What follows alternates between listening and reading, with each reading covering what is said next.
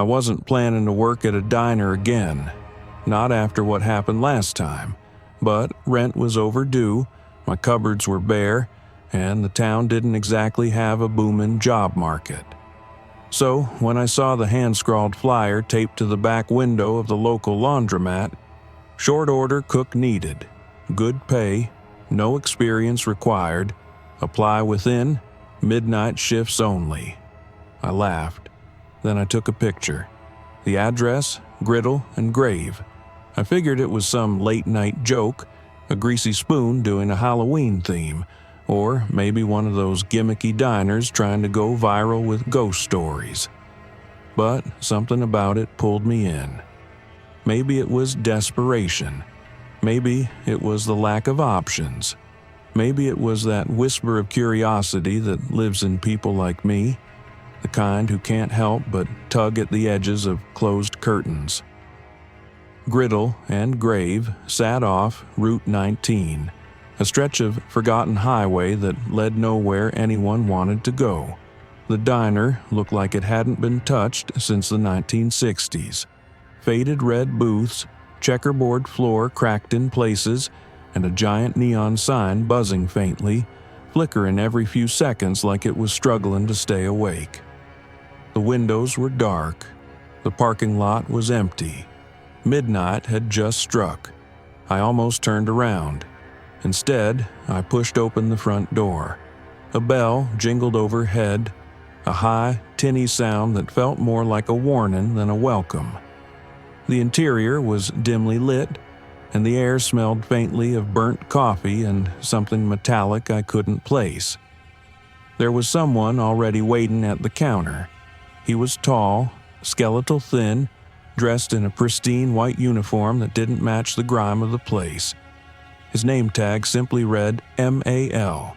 No last name, no title, just Mal. "You came," he said. His voice was soft, but it scratched at my ears like sandpaper. "Yeah, I saw the flyer. Is the job still open?" Mal didn't answer right away. He slid a piece of paper across the counter. It wasn't a contract. It was a list. Diner rules for the midnight cook. Never taste the food, no matter how tempting. Customers will arrive, but you won't see them enter. Do not ask how they got in. If a dish is returned, burn it. Do not touch it with your hands. The woman in the pink dress always orders blueberry pie. Never forget the pie. If you hear chewing from the walk-in freezer, do not open the door. Your shift ends at 4:06 a.m. Not before, not after. "Read them twice," Mal said, still not blinking. "Sign here if you accept." "Is this some kind of joke?" He didn't respond, just pointed to the clock on the wall. The second hand ticked past 12:01. I should have left. God, I should have walked right out. But the silence in the diner was heavy, like the place was holding its breath. And I'd worked worse jobs. At least, I thought I had. I signed. Mal gave me a key to the back kitchen and vanished through the swinging doors without another word. Just like that. 1 second he was there. The next, gone. The kitchen lights flickered as I entered. Everything looked old but strangely clean. Too clean. The griddle was already hot. The fryer bubbled, though nothing had been dropped into it. There was a pot of something simmering on the back burner, and it didn't smell like soup. It smelled like copper and rot. I shook it off and put on the apron left on the hook. It had a name tag pinned to it. "Welcome, newbie." Then I heard the bell above the front door jingle. But when I looked through the kitchen window, no one was there. Still, the order machine dinged, printing a slip that slid out with an unnatural slowness. I pulled it from the spool. Order number 001. Patty melt, no onions. Serve with extra warmth. "What the hell does that mean?" I muttered. The grill sizzled as I slapped a patty down, trying to keep my hands steady. I was halfway through buttering the bread when something tugged at the edge of my thoughts. Never taste the food, no matter how tempting. I hadn't tasted anything yet, but for a moment the melted cheese shimmered. Not in the way cheese melts, but in the way something watches. I didn't taste it. I plated the sandwich, slid it through the window, and turned my back. The plate was gone when I turned around again. The order bell rang. Order number 002, blueberry pie, for the lady in pink. I froze. The dining room was still empty, or at least I thought it was, but I felt it then. Someone watching and chewing. I didn't want to turn around. Not really. But you know how sometimes your body moves on its own, pulled by something your brain hasn't agreed to? That's what it felt like when I turned to face the diner's seating area. At first glance, it still looked empty. The booths sat in eerie stillness, shadows nesting in their cracked corners. The jukebox in the far corner stood silent, thick with dust, a thin cobweb clinging from its coin slot to the floor like a strand of warning tape. Then I saw her. She was seated in the last booth near the window. I don't know how I hadn't noticed her before. She wore a bright, bubblegum pink dress that didn't belong in this decade, or the last. Her back was to me, posture too perfect, like she'd been posed by an invisible puppeteer. Her hair was platinum and curled into a retro swirl, and one gloved hand rested lightly on the table. She hadn't made a sound, no footsteps, no bell, but she was there, and she was waiting. I turned back to the prep counter and opened the pie fridge. There was only one slice of blueberry pie on the shelf. The filling was deep purple, almost black, and the crust shimmered slightly under the flickering kitchen light. My fingers itched as I reached for it, not with hunger, but with dread. I plated it and slid it through the serving window. Before I could step back, I heard it. Clink, clink, clink. A spoon tapping against ceramic. Slowly, deliberately. I peeked again. The lady in pink had turned. She now faced the window directly, though her face was still shadowed. One hand held the spoon. The other, draped across the table, fingers twitching gently, as if counting something I couldn't see. And then she lifted the pie to her mouth. The chewing began. It wasn't normal chewing. It was wet, loud, mechanical. Each bite sounded like someone stirring soup with a fork. I looked away instinctively, hands gripping the edge of the counter. The rules pounded in my mind like a drumbeat. Rule 4. The woman in the pink dress always orders blueberry pie. Never forget the pie. She hadn't been there when I first stepped in. She hadn't come through the door. But now she was eating. The ticket machine dinged again. Order number 003, omelet. 2 yolks, none of them chicken. Table by the jukebox. My throat dried.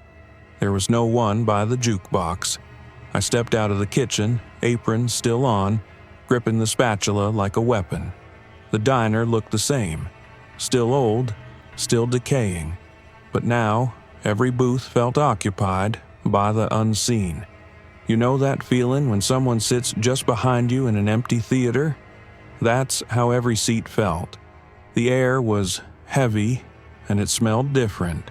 Gone was the mix of grease and dish soap. Now it smelled sweet, rotten sweet, like fruit left too long in the sun, and beneath that, copper. I turned to the jukebox. It remained dead and silent, but the table beside it now had a coffee cup on it. It was steaming. The steam curled upward like a hand reaching for something. I looked down at the order ticket again. 2 yolks, none of them chicken. My brain couldn't process it. What did that even mean? Back in the kitchen, I cracked an egg. The first one looked normal enough. The second wasn't. The shell broke open with a squelch. 2 yolks spilled out. One pale, one pitch black. The black one twitched. I dropped the bowl. The yolks slithered apart and disappeared into the drain like they were never there. The griddle hissed. I hadn't touched it. But now, sitting on the hot metal was a perfectly formed omelet. Yellow, steaming, and folded with care. I didn't make it. The plate was already waiting beside it, clean and warm. I used the spatula to slide the omelet onto the plate, refusing to touch it. My fingers shook as I carried it out and placed it on the table by the jukebox. No one sat there. But the second I stepped away, the coffee cup clinked, and I heard the sound of someone scooting in, chewing again, but this time it came from 2 sides at once. I turned. The lady in pink was gone, but her pie plate remained, cleaned spotless. The spoon was gone. I backed toward the kitchen. Just before I reached the swinging doors, the ticket machine dinged again. Order number 004, customer return. Burn it. Don't touch. A plate slid itself back into the kitchen window, and on it was the omelet I had just served. Now cold and gray, the black yolk peeking through a tear in the center, pulsating like a heart. I stood frozen, staring at the returned omelet like it might leap off the plate and attack. The edges had gone hard and curled. The yolk, if that's what it still was, twitched visibly every few seconds, like it was breathing. Rule 3. If a dish is returned, burn it. Do not touch it with your hands. I scanned the kitchen, desperate for anything I could use. My eyes landed on the tongs hanging beside the grill, blackened from years of use but still intact. I snatched them and carefully gripped the edge of the plate, sliding it onto the grill. The moment the egg touched metal, it sizzled violently, shrieking like something alive. I jumped back as the griddle flared, a gout of blue flame leaping up from beneath the steel surface. The smell was unbearable. Sweet, chemical, almost floral, and underneath it all, the undeniable stench of rot.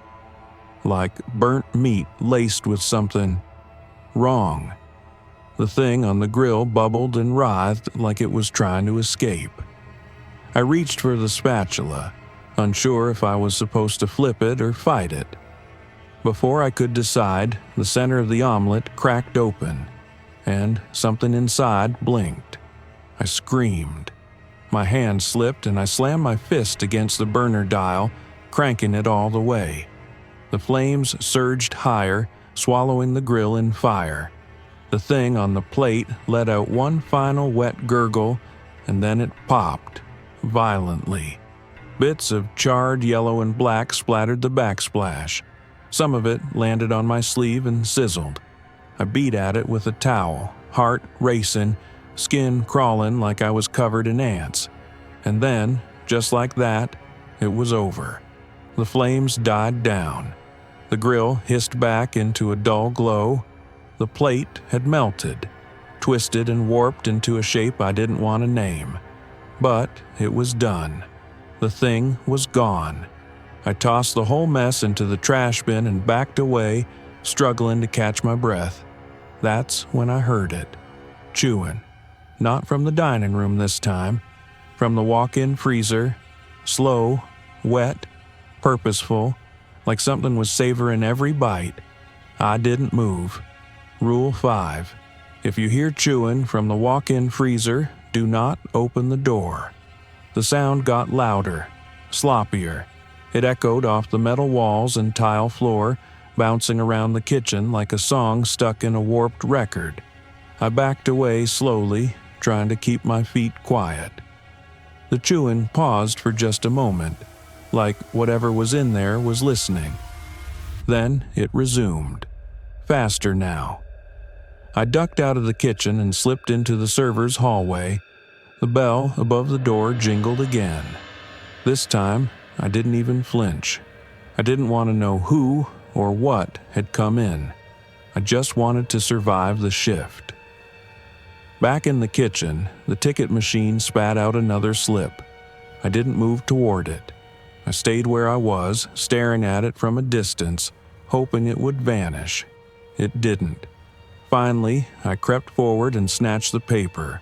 Order number 005, Mal's break meal. Serve with respect. My blood ran cold.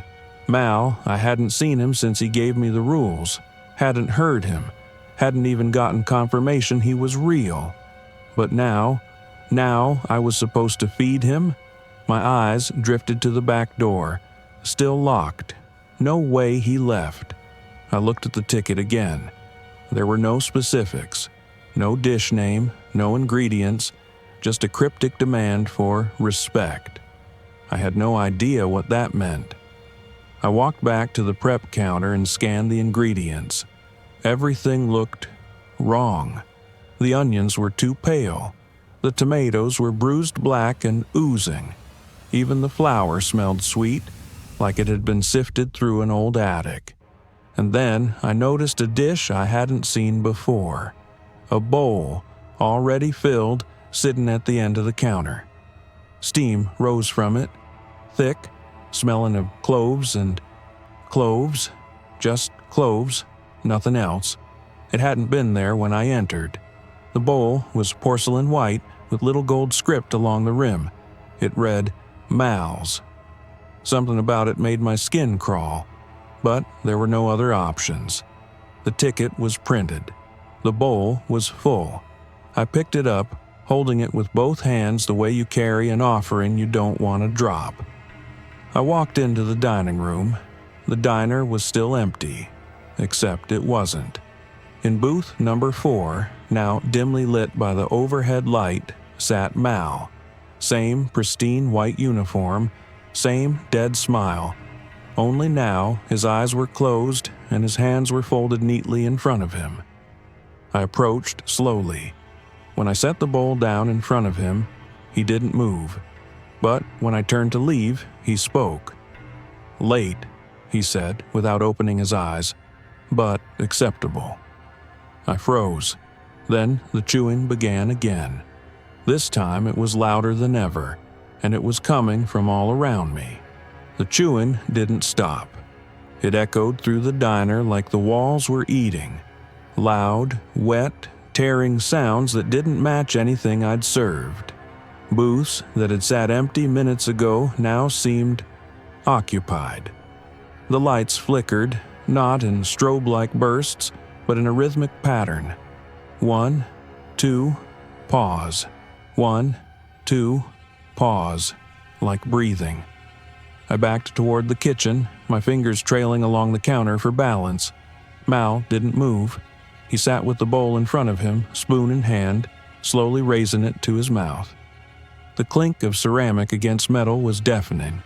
He chewed and smiled. Then he spoke again, without looking up. You're doing well, for a first night. I didn't answer. You followed the rules, mostly. That word hit like a punch. Mostly. My mouth opened to ask what he meant, but no sound came out.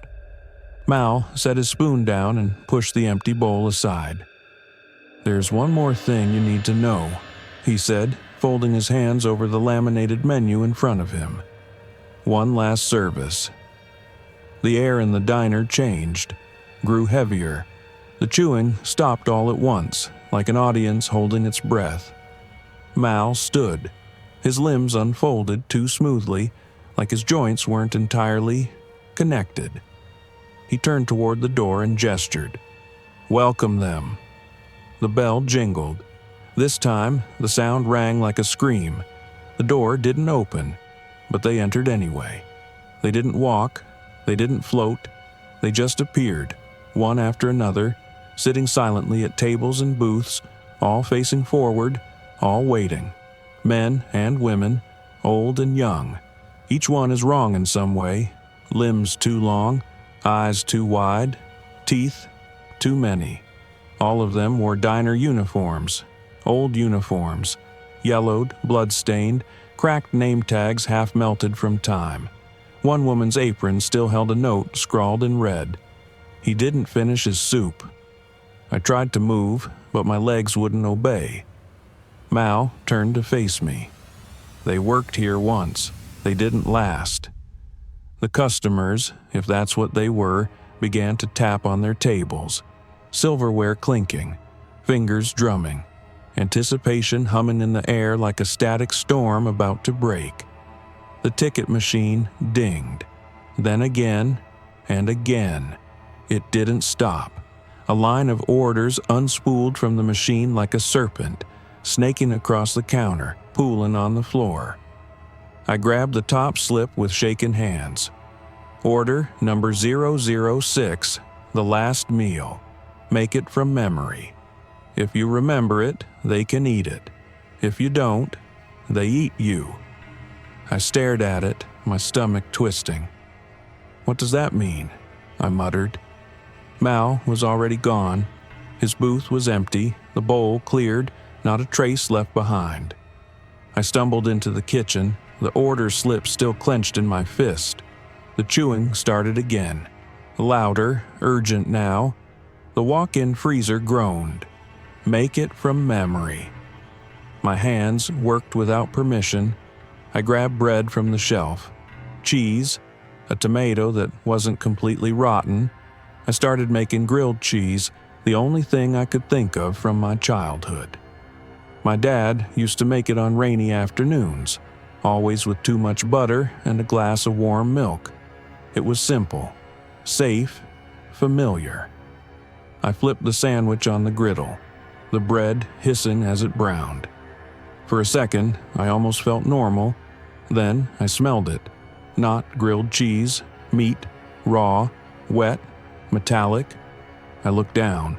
The bread was gone. In its place was a slab of pink, veiny flesh, skin still clinging to it in places, curling like paper left near a flame. The cheese had turned clear, bubbling like jelly. The spatula trembled in my hand, but I couldn't stop. The walk-in freezer moaned again. A slow, dragging sound came from inside, like something was shifting beneath ice. I plated the sandwich and stepped to the serving window. The dining room was full now. Every seat, every eye on me, 100 empty plates, 100 waiting mouths. I slid the plate through. No hands took it. It vanished. And then the chewing returned, louder than ever, a chorus of jaws grinding, teeth tearing, slurping, gnawing. It shook the walls. Lights burst overhead one by one. Pop, pop, pop, plunging the diner into stuttering darkness. Then silence. One by one, the customers stood and turned their heads toward the kitchen. They were still chewing. They didn't blink, didn't breathe. The customers, if that's what they were, all stood as one. Dozens of pale figures in tattered uniforms, their eyes black pits, their mouths frozen in the grotesque rhythm of chewing. Except now they weren't eating. Their jaws worked as if chewing something imaginary or preparing for something real. Me. I backed into the kitchen, heart hammering, the air growing thick with rot. My feet slapped wet against the linoleum. I hadn't spilled anything. The floor was sweating. Behind me, the walk-in freezer door groaned louder. Something massive thudded against it, rattling the hinges. The metal bulged outward for a moment, like a breath held in too long.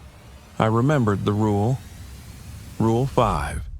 If you hear chewing from the walk-in freezer, do not open the door. I hadn't. God help me, I hadn't. But the door wanted to open itself. I grabbed a steel prep table and shoved it in front of the freezer with a screech. A poor barricade, but it was something. My hands burned from the cold seeping through the walls, like the temperature around the door had dropped 10 degrees in a blink. And still, behind me, the chewing continued. I turned to the pass window. They were closer. The customers had moved, silently, right up to the kitchen's edge. One had pressed its face against the window. Its lips moved but made no sound. Its name tag read Harold, but the plastic was melted and the letters bled together like ink under water. I backed farther into the kitchen. The ticket machine dinged.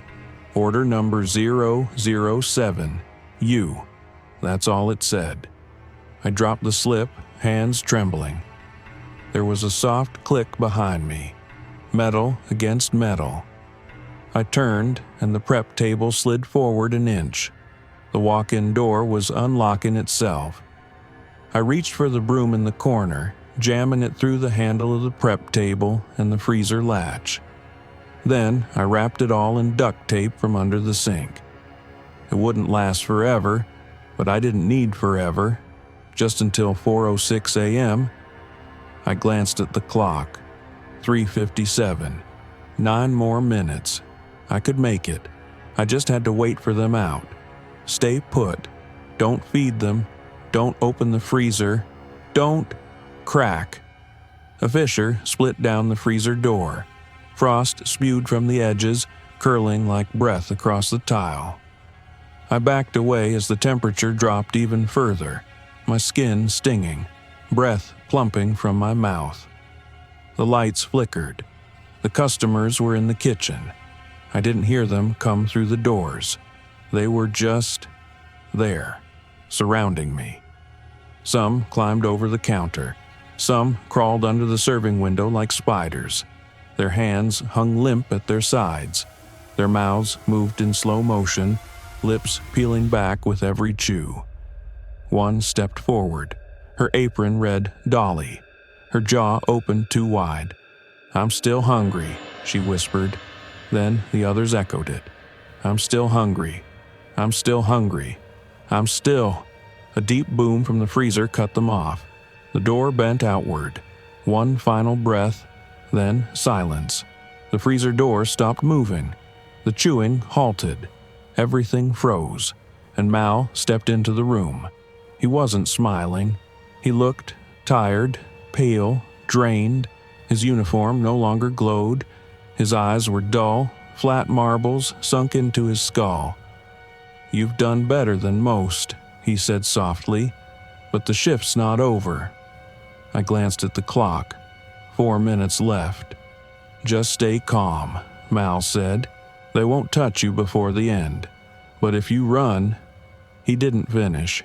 Instead, he turned to the horde and raised one long skeletal finger. He didn't speak, but the message was clear. Wait. The chewing didn't resume, but the mouths moved. Saliva dripped onto the floor. Some of them trembled with anticipation. I pressed myself against the wall near the back exit. The doorknob was coated in a thick, syrupy black tar, like it had bled. 4:03. The freezer growled again. This time, a voice followed. Low, rumbling, words made of bone. "He smells ripe." The floor quaked. Mal closed his eyes. "You have to make a choice." "What? Who eats you? Them?" he said, gesturing to the horde. "Or what's in there?" He pointed to the walk-in. 4:04. My legs were shaking. My lungs fought for air. My heart beat so hard it felt like it would bruise my ribs. "They won't chase you if you feed the freezer," Mal whispered. "They'll let you go, but you can't offer them both nothing." I looked around. Dozens of eyes watched, all mouths moving, all waiting.